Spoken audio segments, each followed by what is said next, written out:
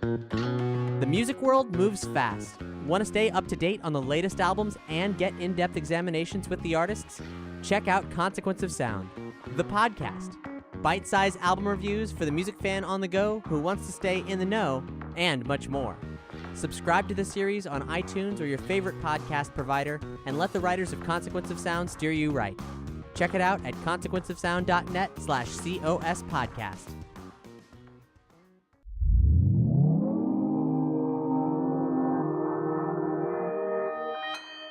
Consequence Podcast Network.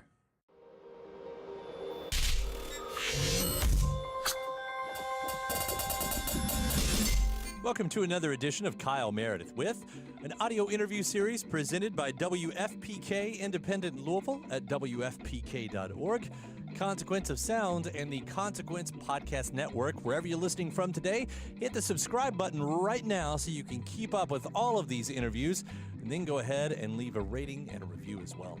I'm Kyle Meredith, and today my guest is Ben Gibbard of the band Death Cab for Cutie. We're going to talk about their new record, Thank You for Today, the ghosts that inhabit the LP. It's also a little bit of talk about Scott Hutchison of Frightened Rabbits, who Ben was really close with. Now, I'm also going to include a bonus interview with Benjamin Gibbard after this one right here. It was one I taped last year at the towards the end of 2017. Ben had just covered one of his all-time favorite records, Bandwagonesque by the band Teenage Fanclub. So you'll be able to hear that interview as well. But it starts with the 20th anniversary of Death Cab for Cutie's debut record, Something About Airplanes. It's Kyle Meredith with Death Cab for Cutie. Hello. Hey, Ben. How are you? Good. How's it going, man? Doing all right. Excited to be talking to you about new music already. We talked late last year about the covers record, and here you are already again. Yeah, it's like these things just kind of, time just flies by, you know, the older you get. So thank you for today. I noticed that, it's going to be released on August 17th. Exactly almost 20 years to the day that Something About Airplanes was released. You missed it by one day. That cannot. We did? Oh my God! I didn't know. I didn't realize that. I knew it was probably around the same time, but that's really trippy. I thought there's no way that could be a coincidence. Yeah, because you figure, what is it how often do I guess it'd be every 7 years, right? The same. 7 years they'd end up on the same day. So I guess if it was 21, was that? Am I doing this right? If it was 21 years difference, we'd end up on the same day. Yeah, there you go. So you missed it by one day. 20 years ago, your debut album, I guess the debut full length kind of made its way out, and I thought, wow, that's pretty awesome. I will say this though, in regards to the release date for Something About Airplanes, the things were a little looser in those days, and I think the release date was whenever we got the CDs in the mail. We took them down. We took them down to Cellophane Square in Bellingham and put them for sale. So, I think there's been retroactively an official release date given that record, but at the time it was, there wasn't really things were a little looser back then. It's funny. Well, I do sort of want to talk about the present by hitting on that past just a little bit. Because, when I started the new record, Thank You for Today, and you hear those opening sounds of I Dreamt We Spoke Again, my first thought was, there's some really interesting minimalism in the moments that recall those early days. And I sort of wondered if at any point you were maybe looking back a little bit for the sound for parts of this record. Well, I think when I was writing songs for this record, and I found myself meditating a lot on what is it that we do best as a band. And I think with Chris's departure and Dave and Zach joining us in the studio for this first time, I was thinking a lot about bands that had kind of lost seminal members, or how did bands kind of move on and continue past those kind of events? Where and how do bands go wrong as they continue to kind of exist? Past, the earlier records. And I think a lot of it comes down to, I wanted to be very cognizant of what this band has always been good at, and a style of songwriting, a style of guitar playing that I have become, in our own little world, kind of known for. And I think that, what the songs that are the fans' favorite songs tend to also be my favorite songs. And, when we're playing a song from We Have the Facts that, is kind of a fan favorite, it's also one of my favorites for, the same reasons.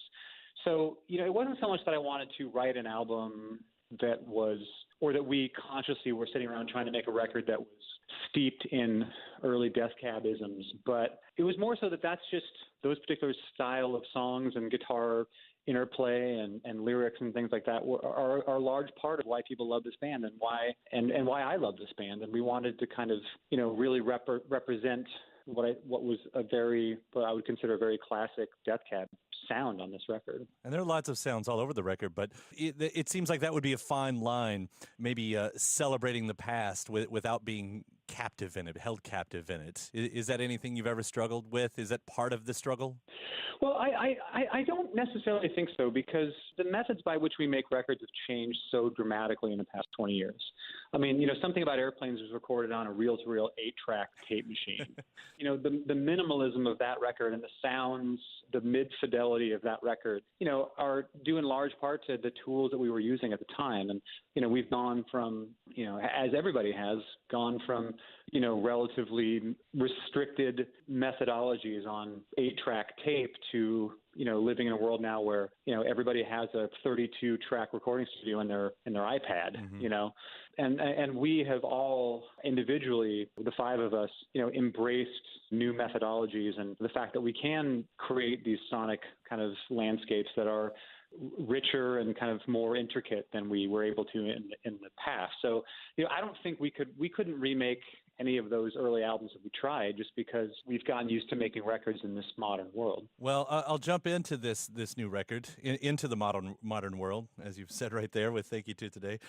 As I look through it with any album, with any band where, there's the one person is the main songwriter, you start to see those threads as songs are written at the same time. And as I look here, you've written about ghosts before, but they really seem to be everywhere on this record, whether it's a ghost of a place, a ghost of a time, or a ghost of a person being left behind, by these ghosts too. I sort of wonder, I'll ask the the easy version of the question. What's on your mind? What's going on? Have you noticed the thread yourself?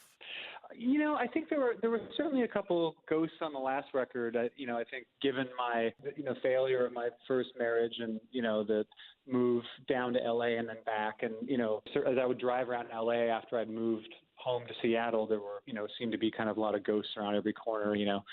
But I think in this record, the ghosts are a little bit more benevolent. The ghosts are just a lot of relatively fond memories that are just kind of a middle-aged man at this point, are kind of drifting deeper into my rear view from certainly moments of my early 20s. But a lot of them, they constitute a lot of fond memories and bittersweet times.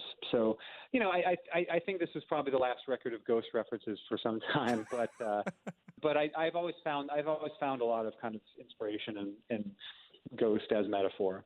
Well, you said that middle life thing, and I looked at the titles of even Summer Years and Autumn Love, and you think, I don't know, man. That seems like exactly what we're hitting at right there. Yeah, certainly. I mean, it's difficult to not become somewhat introspective at this point in your life. I mean, I've said a couple times in talking on this record, it's like, if I'm lucky, I'm at the middle point of my life. If I'm lucky, I've got as much time in front of me as I have behind me. So, there is this kind of point of no return and, element of, I think at this point in my life, both looking forwards and backwards in equal measure, as opposed to when I was 20 and I was only thinking about the future. I want to bring up one of those ghosts, and I don't want to take us to a too dark of a place, but you and I both knew Scott Hutchison, and I noticed that the record is in memory of Scott. Well, he's not directly a part of these songs, because he only passed away a couple months ago, and we finished the record in January. But yeah, I loved him very much, and he was, before we were friends, I had kind of, somebody had given me the Midnight Organ Fight, and it was a record it was the exact record I needed at that time in my life.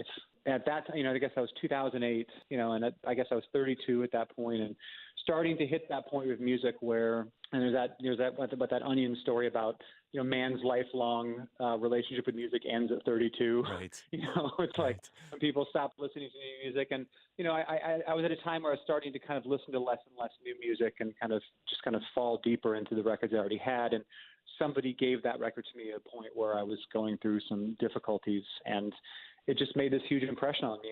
And we invited them on tour, and they ended up doing a tour of Europe and a tour of the States with them. And he was just a really wonderful human being. And, I like many people, were just devastated to hear how he took his own life. And as we all do, we wish in hindsight that we could have said something or done something to help him in that time. I've said many times before, my two favorite lyricists post-2000, you and Scott Hutchison.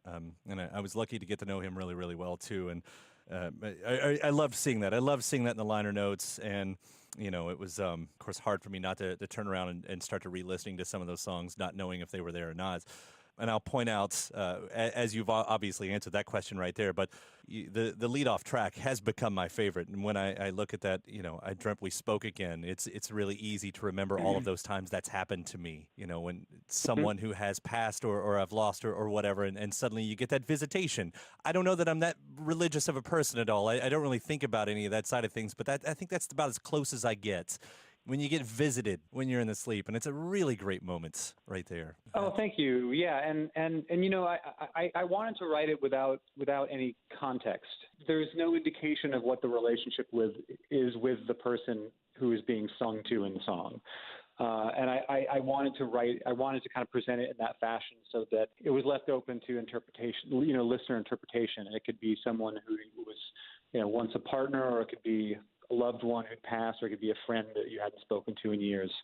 It wasn't necessarily connected to death specifically, but that could be inferred if one kind of had somebody in their life that was no longer with them. Well, it definitely resonated for me, and I do thank you for another lovely track like that. That also, by the way, pulls off that really cool trick of taking a ballad and making it a dance track. I mean, what a cool little groove.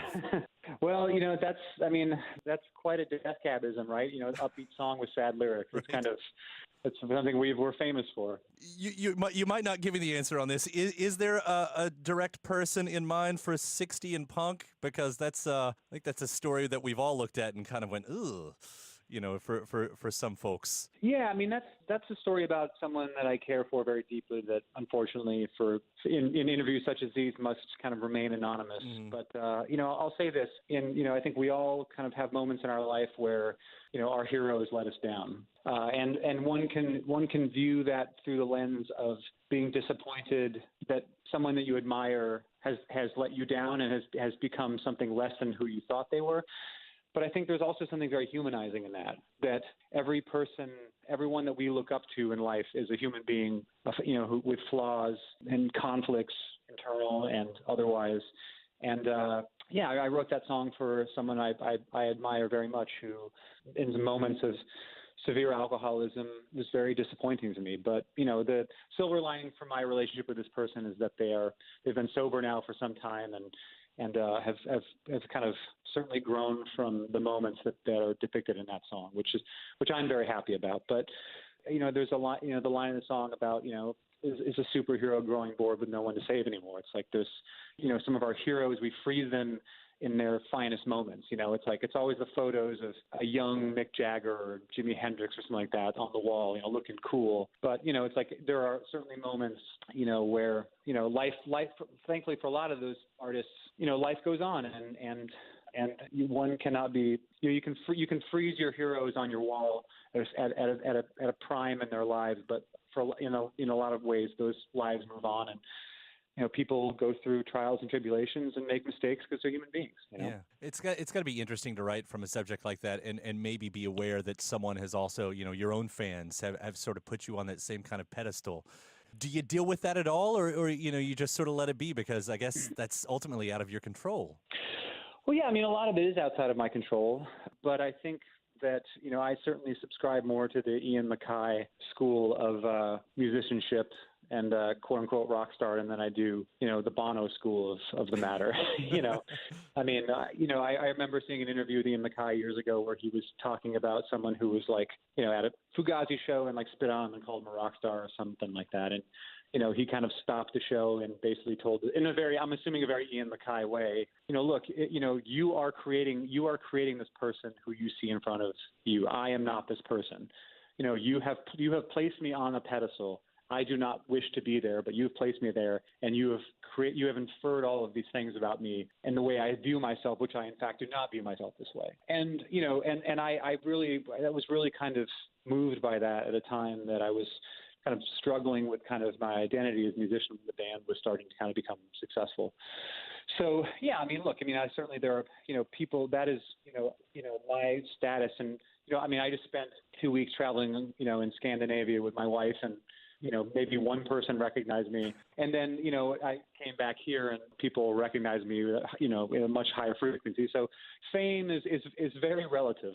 Right. It's like if you go to you go to the UK and turn on the TV. I remember seeing a comedian who said something like, look at all these people in the UK on TV pretending to be famous.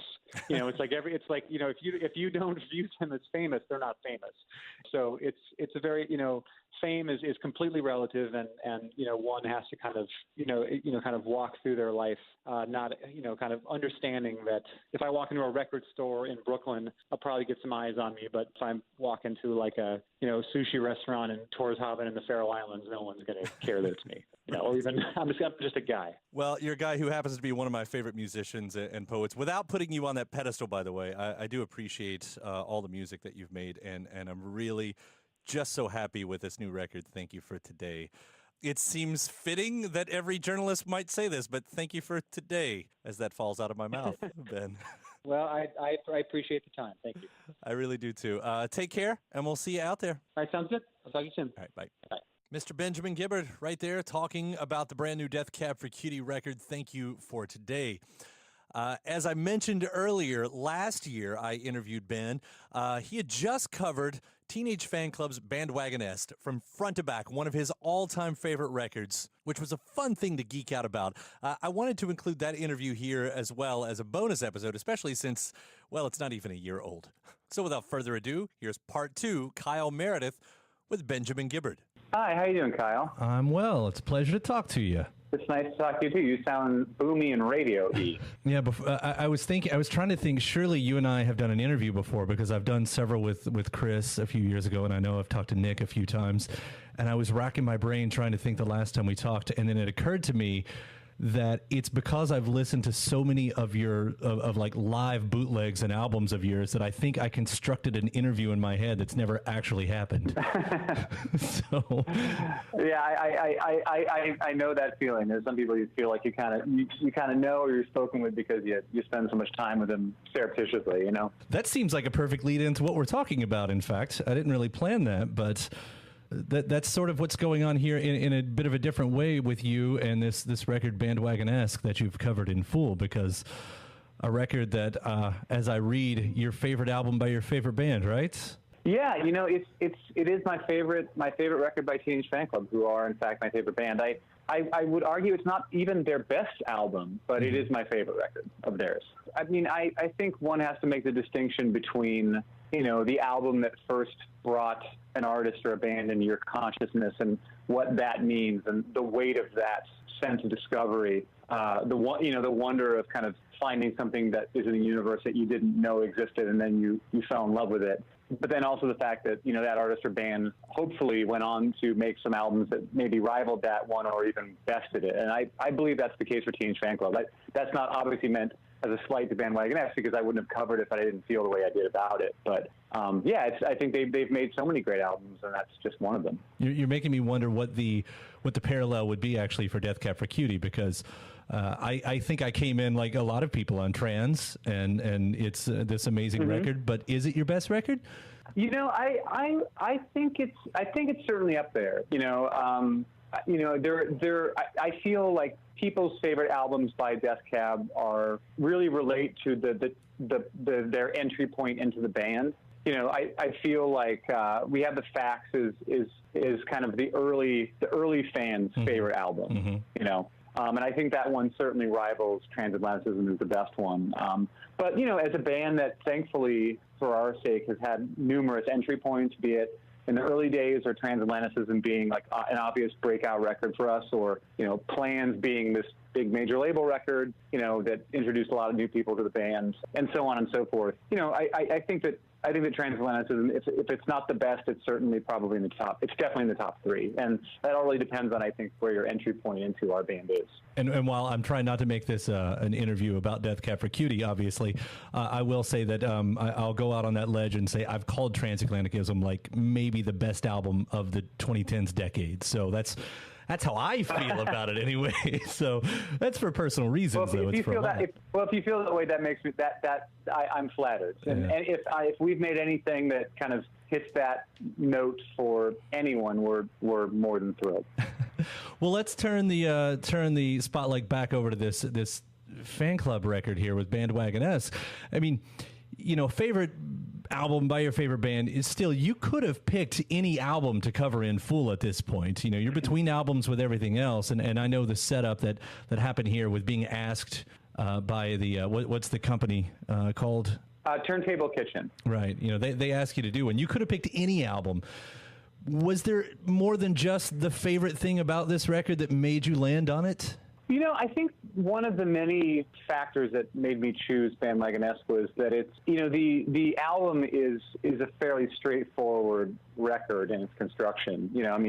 It's, a lot of big jangly guitars, and my attempt at covering it was in no means, an indictment that there was something missing from the original album. But, I think I had a couple of records in mind, and I felt like, well, obviously there are some songs on that record that I want to just kind of pay tribute to exactly as they're arranged because I think they're perfect. But there were some other songs I was like, you know what, I could play around with this. I think I could do something different with it. Certainly not better, but I could do something a little bit different in the presentation. So, I think it lends itself better to this approach than maybe some of the other records I was considering. And for something that you've heard so many times, did recording the album reveal anything that you hadn't noticed before? Oh, for sure. I think for me, I was just really astounded at the complexity of the harmonies. In my attempts to recreate, a lot of them were pretty labored. I kind of, foolishly and arrogantly kind of thought that doing the vocals would be like one of the easier elements of making the record. But it's a testament to how great of arrangers they are and singers that those guys are, that they could create something that felt so simple, so effortless, but was in fact incredibly complex. And so that was what stuck out to me the most. Also, Raymond is just such a wonderful guitar player, and I'm not. And like kind of just trying to follow some of his leads and and try to kind of do my ham-fisted version of guitar solos was quite humbling as well. Then there's that funny little song right there sandwiched into track 2 with Satan. I mean, this album's kind of full of these little moments by there, but you talk about being a guitar player. Have you ever rocked as hard as you had to with that little cut right there? I've been in some punk bands in my day. It was a long time ago, but I actually, whenever they would play Satan live, they would always play it at the end of What You Do to Me, or if they did a short version of the concept, they would add Satan on the end of it. And I considered maybe doing What You Do to Me and going right into Satan as kind of a super duper nerdy fan homage, but I felt it might kind of be lost on a lot of people, so I decided to just kind of keep it as was. But you can always do that live yourself. Yeah, I guess I could. Yeah, I'm a little busy right now to kind of have a whole band learn this album again, but maybe if the time allows at some point, maybe I will. You just have those little moments, and all I kept thinking about was, this was the sound of youth. An album like this really does capture a sound of youth that it's usually kind of harder to have this sort of creativity when you get older. Am I wrong about that? Well, I think one of the things that I find so profound about the album is that it really kind of spans a pretty wide emotional palette. I mean, you have, some songs that are, dare I say, kind of naive and juvenile. Juvenile, however, but naive kind of love songs like Sidewinder that are kind of just fun and light, and then there are songs like Holiday that have some just really devastating lyrics in them. And Guiding Star is this beautiful song that is both innocent and very worldly at the same time. And, I can't put myself in the mindset of, those guys when they're making that album. But, I do think there's, in my own experience, there is something to be said about creating in a virtual vacuum. When I recently came across, my wife and I just moved, and, I came across a stack of CDRs of Death Cab demos from 1997 and 98. I mean, these are like my early 4-track demos for some of the songs I made the first album. And as I was listening back through them, I was like, wow, this just seems effortless in a way that I don't, I struggle I struggle a little more in my middle age to kind of achieve the same level of effortlessness, and I don't think that's because, I've written my last song or anything like that, but I think that one's creativity is really, it's really wide open when you're that young, because you don't really think that anybody's paying attention, and you don't expect anybody to pay attention. So you're just kind of making it really for yourself without any other indications. And as much as I still try to take that approach, there are certainly pressures that exist upon me, that didn't exist, on my shoulders at that point. So, I would much rather be in the situation I'm in now than not, of course. But I think when you listen back to those, early records by any band, I think you can really hear that. I know there's that whole thing about, sometimes you have to look back to go forward. And I do this constant argument with myself about trying not to fall into the nostalgic hole. But, when you're talking about it sometimes like this, and of course I lose all the time to that argument, by the way, but it seems like you can use that to kind of to find whatever that next step is for you. I'd be curious if this does end up influencing you in any sort of way in your next soon endeavors. Oh, it absolutely already has. I mean, I think that, one of the most difficult things for, I should say that, the delicate balance that, all artists, especially musicians, need to strike as they make records into their 30s and 40s and beyond, is to maintain a self-awareness about what they're good at, which tends to also be fairly, very closely related to what people like about their music, but also continue to push forward and bring in new elements. And I think for me, one of the bands that's done that incredibly well has been Low. I mean, if you look at Low's catalog, starting from I Could Live in Hope all the way through, their most recent album, there are, as with any band that's been making records for, 25 years almost, there are some miscues here and there, but, overall, they are constantly bringing in they're changing just enough to keep things interesting, but also always staying true to, an aesthetic that has made them so beloved. Well, I can throw that at you as well. I've always been so impressed that you guys have done that.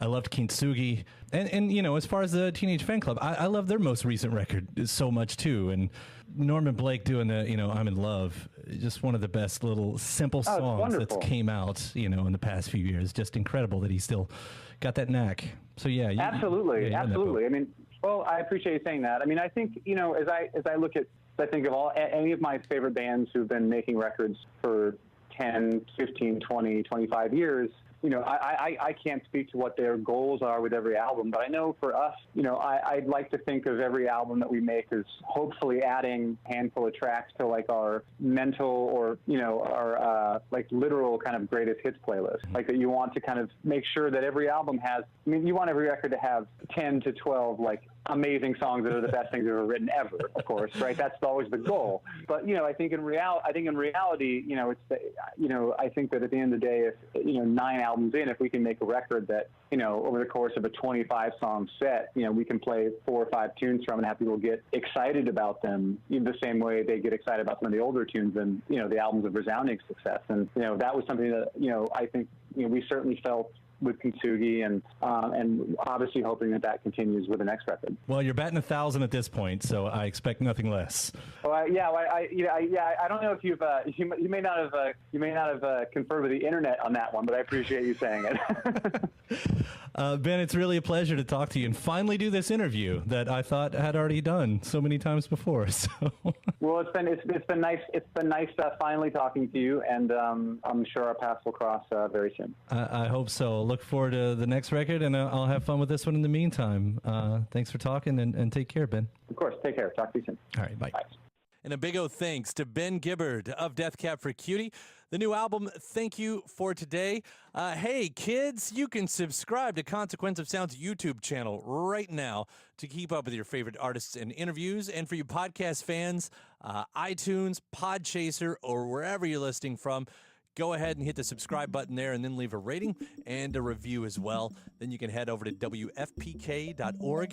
That's where I do a show every Monday through Thursday from noon to 4 Eastern. You'll also find bonus episodes of this series over there. I'm Kyle Meredith. I'll see you next time.